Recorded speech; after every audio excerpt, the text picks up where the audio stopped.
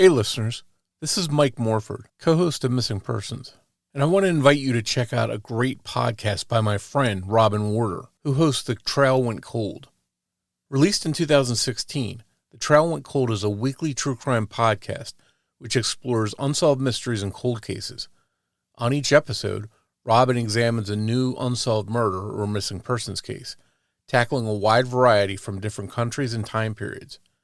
After sharing all the details in each case, Robin offers his own personal analysis and theories about what happened. At the time of this recording, The Trail Went Cold has released over 460 episodes, and it's approaching the major milestone of its 10-year anniversary as a podcast, and some of the cold cases it has covered over the years have even been solved. The Trail Went Cold is one of my go-to podcasts, and I think you'll really enjoy it. If you're a fan of the original Unsolved Mysteries TV show, The Trail Went Cold is the podcast for you, as it covers many of the cases that were featured on the show, which are still unsolved to this day, and the podcast will sometimes share additional information which may cause you to look at the cases in a different light. One of these stories is the 1987 murders of 16-year-old Don Henry and 17-year-old Kevin Ives, more commonly known as the Boys on the Tracks case. This is one of the most controversial and convoluted cases you're ever going to find, and The Trail Went Cold provided extensive coverage about it on episodes 213 and 214. Here's a preview of that series.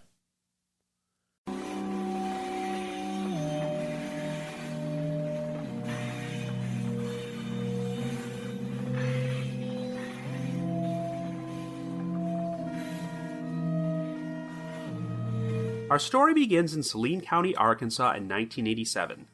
Our central figures are 16-year-old Don Henry and 17-year-old Larry Kevin Ives, who goes by the name Kevin. Don lives with his father and stepmother, Curtis and Marvell Henry, in Bryant, a suburb of Little Rock which has a population of around 5,000 people. Kevin resides in Benton, a larger Little Rock suburb, and lives with his parents Larry and Linda Ives. Even though Don and Kevin have only known each other for 6 months, they have become very close friends and are preparing for their senior year at Bryant High School. On Saturday, August the 22nd, the last weekend before school was scheduled to start, Don and Kevin met up with some friends and spent much of the evening hanging out in a commuter parking lot on the outskirts of Little Rock. The two boys eventually headed back to Don's mobile home, where Kevin told his parents he was planning to spend the night, and they arrived shortly after midnight on August the 23rd.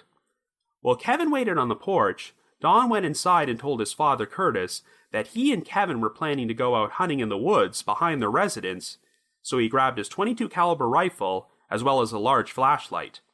The two boys were likely going to engage in a form of night hunting called spotlighting, where Kevin would shine the flashlight directly into the eyes of an animal before Don fired his rifle at it, and while the practice was technically illegal in Arkansas, it was still a very widespread activity in the area.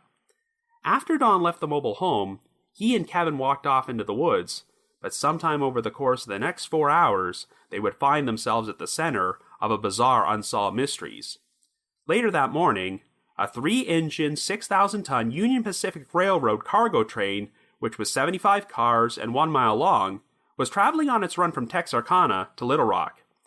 It passed by the town of Alexander and was traveling through a wooded area in Saline County, and the crew consisted of engineer Stephen Schroyer, conductor Jerry Tomlin, and brakeman Danny Delamar.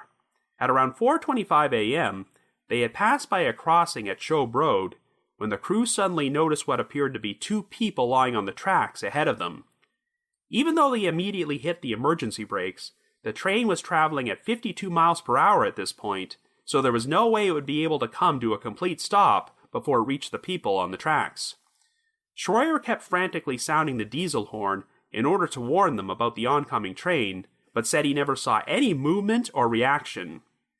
The train barreled right through the 2 people and wound up dragging them for a half mile before it finally came to a stop. The victims were horribly mangled, and their body parts spread across the area. After the Saline County Sheriff's Office were summoned to the scene, the victims were eventually identified as Don Henry and Kevin Ives. Ironically, Kevin's father, Larry Ives, was also employed as an engineer for Union Pacific Railroad and had traveled that same route for years before he was transferred and replaced by Stephen Schroyer 2 months before this incident. If this had not taken place, Larry could have been the engineer inside the locomotive when his son was killed. The location on the tracks where this incident took place was about a mile away from Don's mobile home. The train's crew members all maintained that before the locomotive ran over the two boys, they had both been lying parallel on the tracks in identical positions, with their arms straight down by their sides and legs over the rails. Don's .22 caliber hunting rifle and flashlight had also been lying on the gravel beside them before they were shattered into pieces. The crew had also reported seeing a light green tarp partially covering Don and Kevin's bodies, even though neither of the boys owned such a tarp. Jerry Tomlin would later claim that after the police arrived, he walked the tracks and discovered the tarp with his flashlight before he directed one of the deputies towards it. But curiously, the deputy later denied that this exchange ever took place, and since there was no official record of the tarp having been found, law enforcement would question its existence and even allege that the crew may have been experiencing a quote-unquote optical illusion when they originally saw it. However, Schroyer, Tomlin, and Delamar would all maintain that the tarp had been there. Indeed, there were a lot of questions about how the Saline County Sheriff's Office handled the investigation, as they failed to secure the scene and properly collect evidence. It seemed like they were content to treat the scene as an accident, or even an elaborate double suicide, rather than explore the possibility of foul play. In fact, the county sheriff, Jim Steed, never even bothered to show up at the scene that morning. Believe it or not, one of Kevin's severed feet was never collected, and was left behind on the tracks inside its tennis shoe for nearly 2 days before it was discovered by a civilian. Later that week, Larry Ives and some of his friends were exploring the site and found a large piece of cardboard which appeared to have a blood stain on it. Around that same time period, Curtis Henry found pieces of what appeared to be a gun in the same area. While both of these items would be turned over to a representative of the Arkansas State Police to be examined by the Arkansas State Crime Laboratory, they wound up going missing without explanation. Don and Kevin's bodies were also sent to the State Crime Lab to be examined by the Arkansas State Medical Examiner, Dr. Fahmy Malek, and he would soon rule that their deaths were accidental. According to Dr. Malek, the two boys had both passed out on the tracks because they were under the quote-unquote psychedelic influence of THC after having smoked the equivalent of 20 marijuana cigarettes, which left them in such a deep sleep that they were unable to hear the oncoming train. Well, needless to say, the victims' families had a hard time accepting this ruling. While there were witnesses who reported having seen the boys smoke marijuana in the hours prior to their deaths, and 2 grams of weed were found in the pocket of Kevin's pants, it seemed very unlikely they could have smoked up to 20 joints. Curtis Henry maintained that Don was completely lucid when he stopped by their home after midnight, and since the noise level produced by the train reached a volume as loud as 98 decibels, it was not believable that both boys could have been stoned enough to lie down on the tracks in virtually identical positions and sleep through the entire thing.